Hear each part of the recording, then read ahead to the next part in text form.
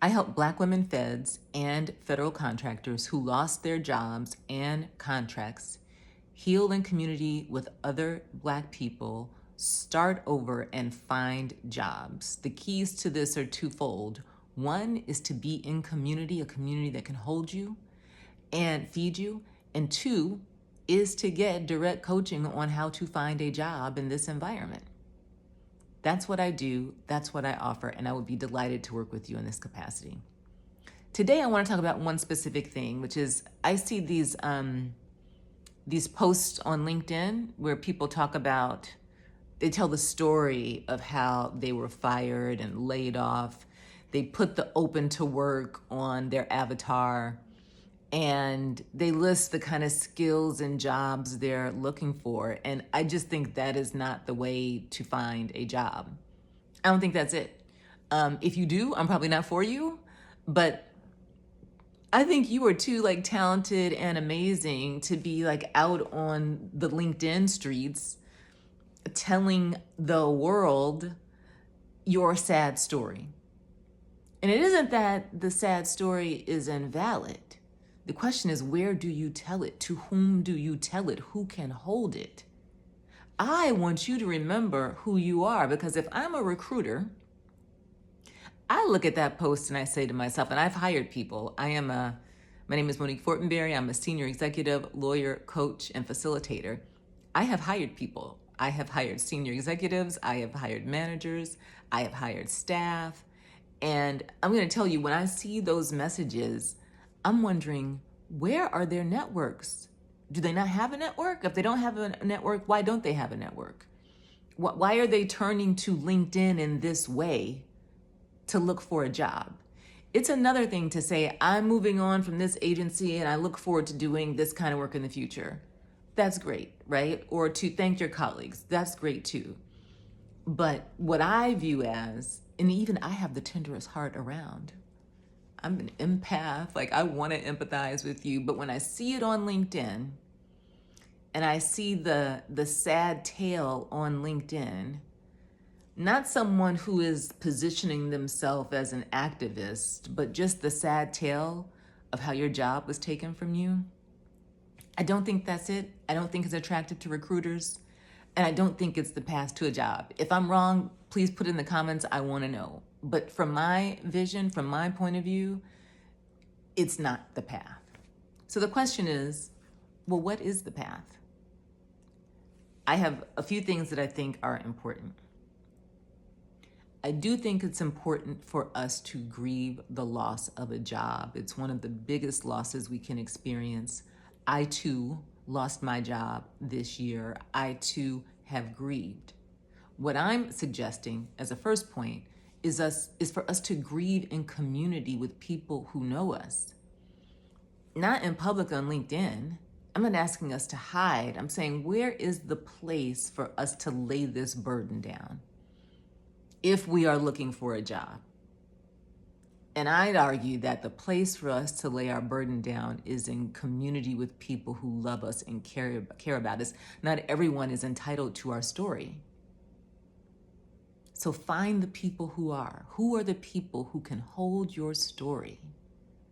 Who are the friends? Who are the family members? Who are the organizations? Who can hold you in this moment with love and respect and pride? This is part of why community is so important to me. When I was at the beginning of losing my job, I was watching Netflix and eating chocolate chip cookies for days, and I said to myself, I can't continue to do this. This is not going to work for me. So I reached out to some of my friends and I said, I'm struggling. Maybe you are too. I'm forming a sister circle.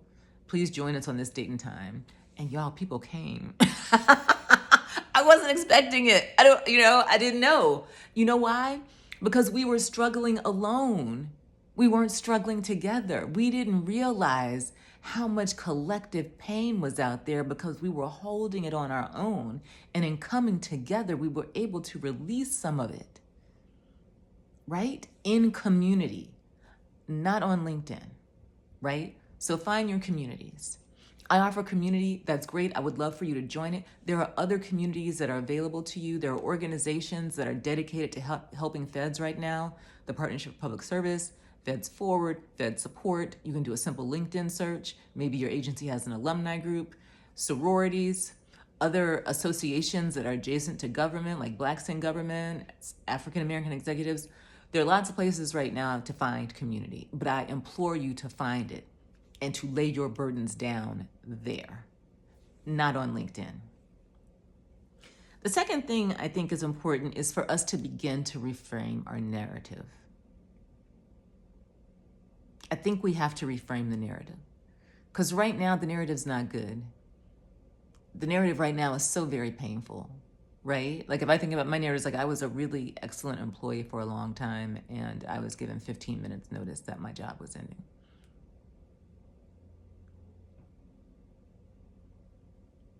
Doesn't feel good.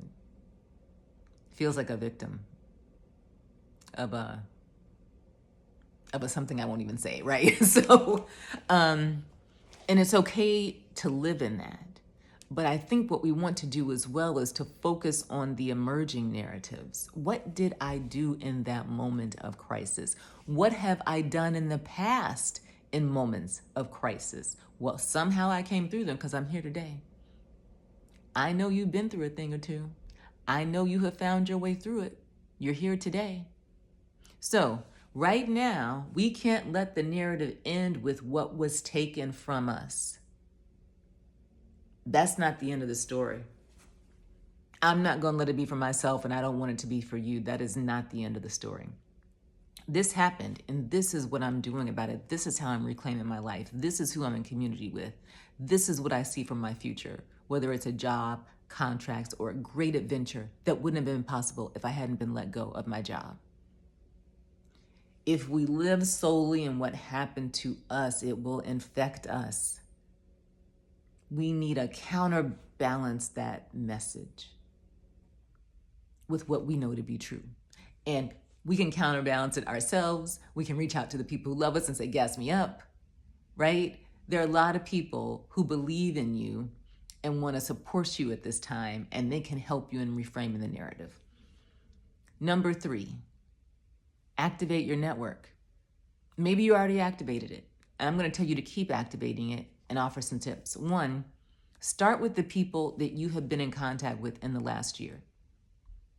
I don't want you to be in a position right now of apologizing to anybody for anything, right? And if you're talking to someone from 20 years ago who you haven't been in touch with, right, you're going to have to say, oh, sorry, I haven't been in touch, and explain, and you don't know what you're going to get back on the other side. I want you to start with people who you've been in touch with, who care about you, who are well networked, and who are action oriented. And I want you to enlist them in your job search. I want you to enlist them in giving you feedback. Those are the places to go to get that help. I don't think it's the LinkedIn sad story. And I love a sad story. I just don't think that's the way, right? Okay, so let's go back. Grieve in community, reframe your narrative, activate your networks. If necessary, and just another moment on activate your networks, you want to be very specific with these people.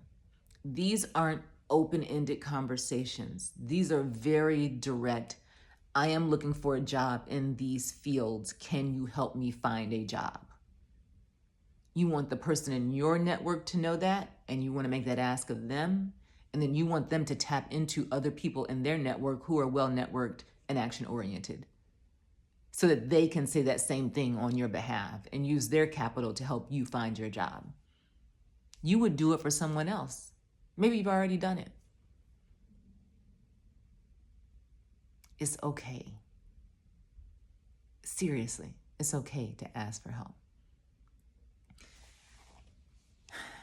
The next thing you can do is reactivate cold networks, but I don't want you to start there because it could be painful. Somebody cannot respond.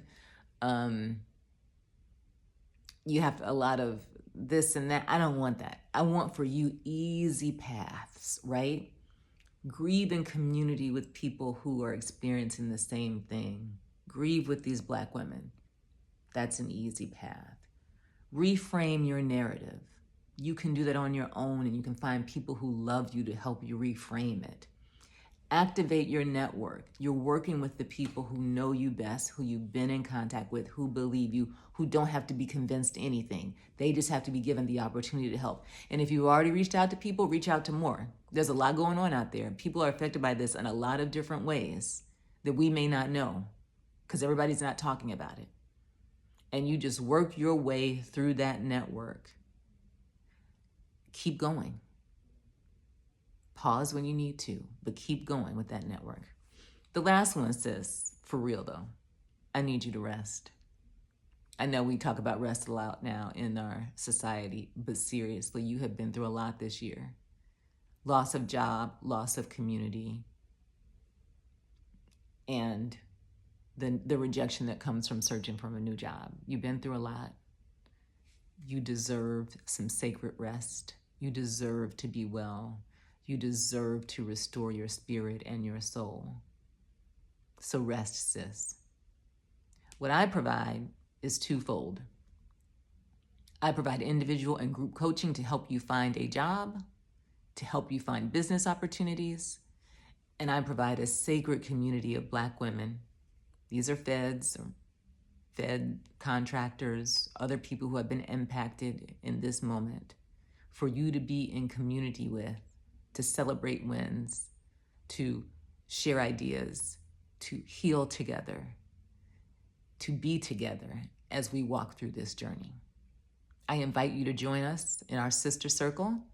Our next cohort starts in September. Go to my website, share your email, I'll give you the information, and I hope you'll join us in the fall. I believe in you, and I want a beautiful story for you. I want you to go from dejected and discarded to empowered and employed while being in community with people who care about you. Let's hold vision for each other and what's possible in this moment. Take care.